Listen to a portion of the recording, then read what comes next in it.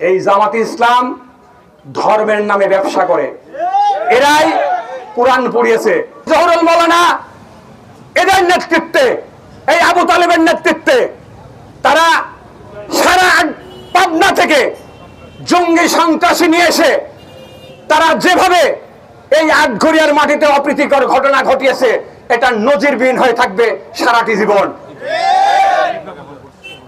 এর প্রিয় নেতৃবৃন্দ ভাইরা, আপনারা ইতিমধ্যে শুনেছেন যে তারা দেখিয়েছে জামাত সবসময় বিগত 20 থেকে 25 বছর আগে আপনারা দেখেছিলেন পাবনাতে একটি সংগঠনের নামে ওনারা নিজেরাই আগুন ধরা দিয়ে ওনারা সেদিনকে সেই দলের নামে কোরআন শরীফ পুরানোর কথা বলেছিল। প্রিয় সাংবাদিক ভাইরা, আমরা মুসলমান, আমাদের জন্ম মুসলমানের ঘরে, আপনাদের জন্ম মুসলমান ঘরে।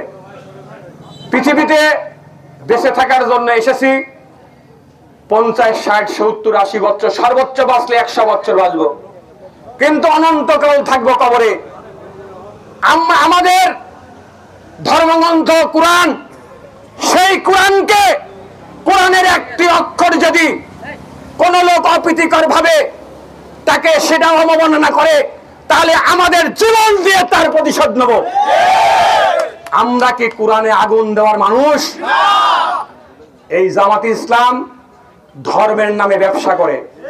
এরাই কোরআন পড়িয়েছে।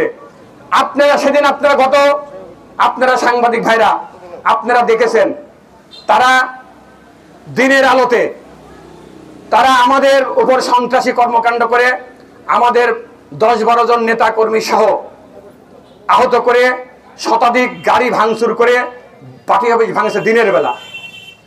অথচ তার কিন্তু দৃষ্টান্ত আছে, আপনারা ভিডিও সবার কাছে আপনাদের প্রমাণ আছে।